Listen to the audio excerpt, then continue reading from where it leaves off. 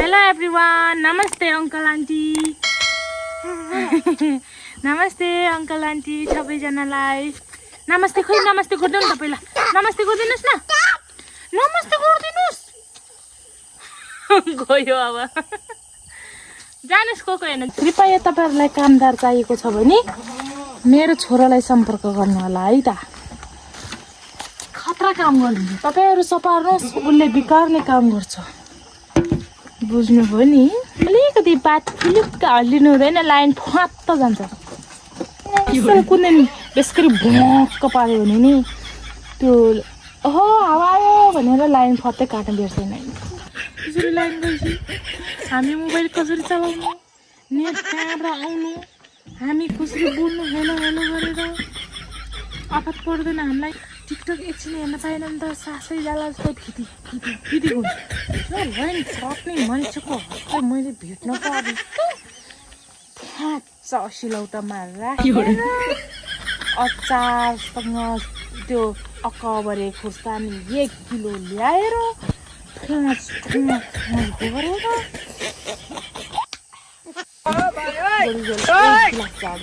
ऐसानु YouTube च्यानललाई subscribe गर्दै गर्नु खतरा खतरा अरु भिडियोहरु पनि हेर्न पाइन्छ सब्स्क्राइब गर्न नभुल्नु होला है हेलो एभ्रीवन स्वागत छ तपाईहरुलाई सचिन नन्दली ब्लगमा आई होप तपाईहरु सन्चै हुनुहुन्छ होला अनि म पनि एकदमै गुड अवस्थामा छु म हैन हामी सबै घरको फ्यामिली सबै एकदम ठीक छु ठिकै छ है भन्नु नै आउँदैन अनि हाम्रो दिनचर्या चाहिँ यसरी बित्दै छ कि यता हाम्रो चाहिँ म्याडम जी आउनु भइसकेको छ घरको लक्ष्मी एक्सक्युज मी हेर्नुस् यहाँ ओहो कस्तो राम्रो है मैले पुन्टु आइसकेको छ यता चाहिँ हाम्रो अनि हामी चाहिँ टाउकोमा लुङ्गी बेरेर दिउँसै हड भएर पढ भएर हामी हेरेको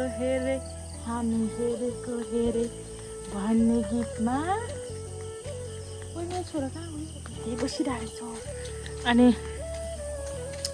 यसरी नै बसिरहेको छु हाम्रो पुन्टी आइसकेको छ नि त लक्ष्मी पुन्टो त्यही बस छोरा अनि हामी चाहिँ अब पानी दिनुपर्ने हुन्छ नि त गाई बाख्रालाई सो त कराइराख यो जङ्गली जनावरहरू तिमीहरू कराउँछस् सानो मेरो छोरो हेर्नुहोस् न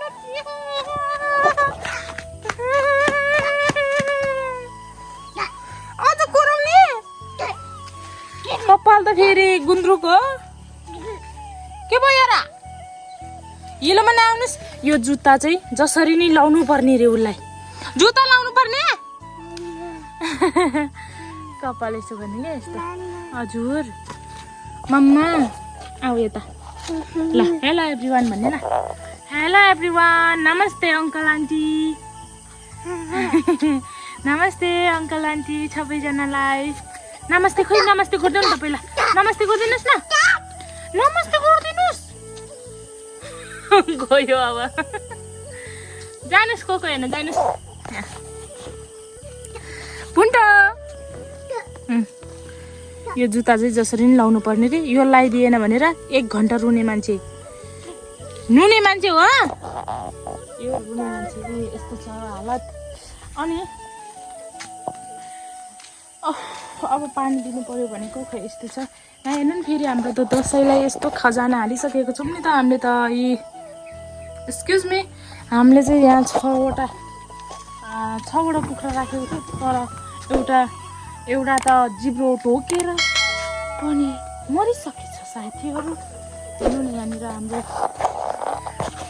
मुत मात्रै दिने गाईले अब दुध पनि दिने भइसकेको छ दुध पनि दिइसकेको छ ओइ तैँले घाँस खाएको थियो तँ घाँस नखाने ढुक्क हानिन्छ मेरो मैले अनि यस्तो छ नि त झन् पुन्टेले दुध खान पाउला भनेर रमाएको मेरो पुन्टेले त दुधै नखाने गाईको त के भएको जति कोसिस गर्दा पनि दुधै खाइदिँदैन अब के गर्नु होला नि झन् गाईको दुध खुवाएर स्ट्रङ बनाउँछु भनेको झन् दुधै नखाएपछि म के गर्नु न बानी नगएर हो कि अब 1-2 दिन अझै ट्राई गर्दै गर्नु जानुपर्छ। खाला नि अलिअलि भयो नि है, हेरौँ के हुन्छ। खाइदिए नि हुन्थ्यो नि। यो त गाईको बुबु खायो भने पाइन्छ नि म फेरि बढी ताते गर्दै हुनुहुन्छ हाम्रो छोरा। ताते आउनुहोस् ला चिची नो बुढो मान्छे लच्छी टेकेर आउनुहोस्। यस नो यो त मेनेको पानी हो नि त। हेलो बुढो मान्छे नमस्ते। ल जिउ गर्नुहोस्, जिउ छोरो जिउ गर्नुहोस् न। हाम्रो सानोले चाहिँ जिउ गर्नुहोस् भन्दा जिउ गर्छ, नमस्कार गर्नुहोस् भन्दा नमस्कार पनि गर्छ। साथीहरू सिकायो भने जे पनि गर्छ नि त बच्चाहरूले होइन। त्यही भएर बच्चैदेखि राम्रो कुरा सिकाउनु पर्छ रे। हाई सानो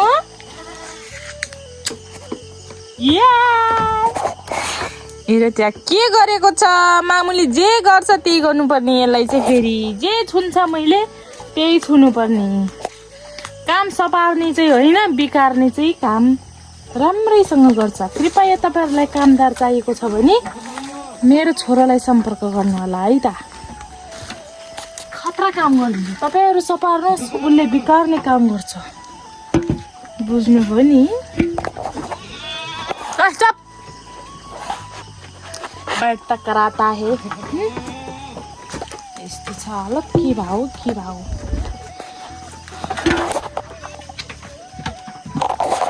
होइन साथीहरू। यसपालि त के हो जेठदेखि नै के भन्छ यो बर्खा लागिसक्यो त। के हो फेरि यस्तो के भयो। अनि अलिकति बात फुलुक्क हल्लिनु हुँदैन, लाइन फ्वात्त जान्छ। यसो कुन दिन बेसरी भ्वाक्क पार्यो भने नि त्यो ओहो हावा आयो भनेर लाइन फत्तै काट्नु बिर्सेन। पात्नु पनि अब त डरै लागिसक्यो बेसरी पात्नु पनि यार। के बोले भाइ के बोले यस्तो छ नि त। के भयो यो अलिकति के घडाङगुडुङ ल पानी आउनु लाग्यो भनेपछि अलिकति हावा नि चलेको हुँदैन क्या, अनि लाइन गइहाल्छ। त्यो कति दिनलाई जाने हो थाहा छैन। अब लाइन गएर आउनु त त्यो ठिकै हो। लाइन गएर कहिले त 2 दिनमा नि आउँदैन। अस्ति त 4 दिनसम्म लाइनै आएन। भयो त अब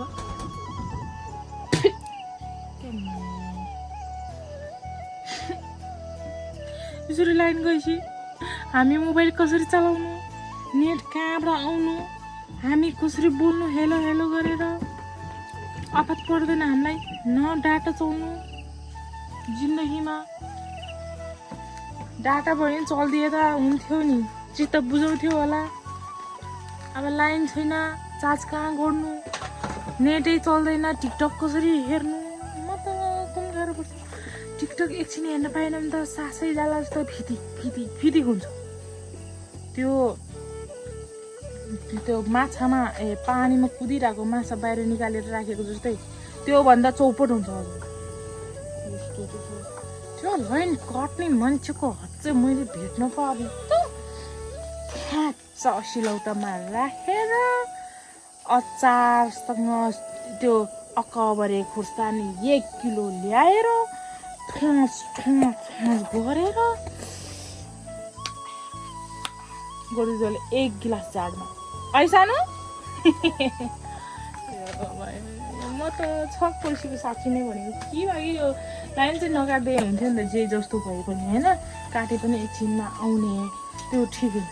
2-3 दिन नआउँदा त 3-4 दिन नआउँदा त मेरो त मलाई त पर तत्राउँछ साँच्ची नै भनेको। नजिक भयो है त्यसको मैले बाउको बिहे, आमाको बिहे, दिदी बहिनी दाजुभाइ 7 पुस्तासम्मको बिहे देखेँ मैले। कुखुरा वाइ बन कुखुरा वाइ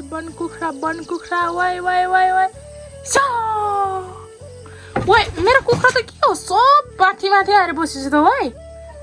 क्या हो दसैँसम्म बस्ने विचार छैन क्या हो तेरीमा टोक्नेहरू यस्तो। हामी फेरि दसैँमा भैँसीको मासु खाँदैनौँ नि।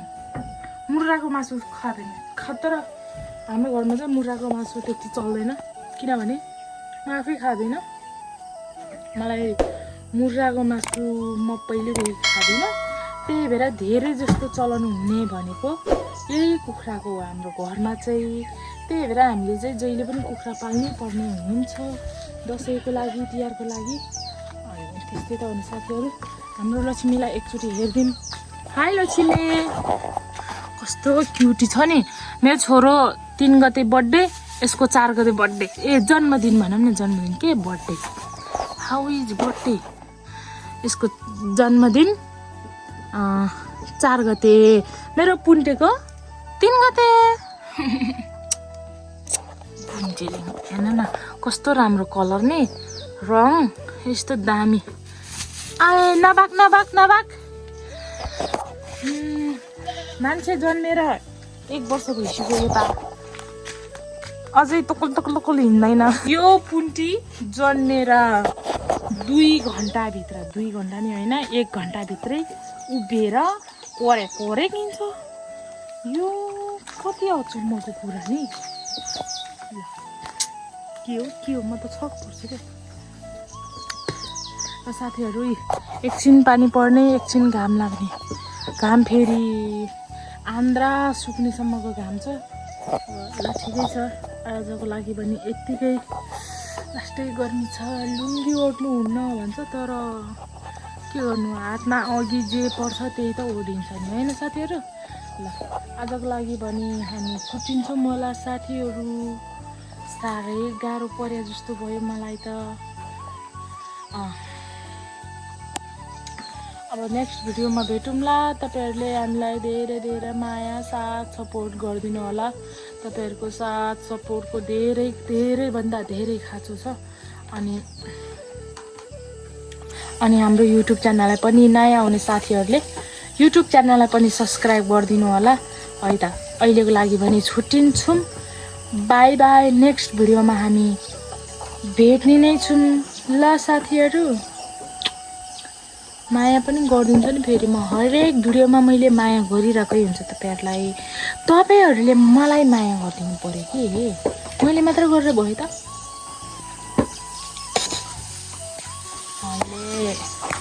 तपाईँहरूले पनि मलाई माया गरिदिनु पर्यो नि त मैले मात्रै माया गरेर हुँदैन तपाईँहरूले माया गर्दैन ठिकै छ तर माया गर्नुहुन्छ मलाई थाहा छ ल अहिलेको लागि पनि साँच्ची नै छुट्टिन्छौँ है त बाई बाई नगर्ने टाटा टाटा नगर्ने रे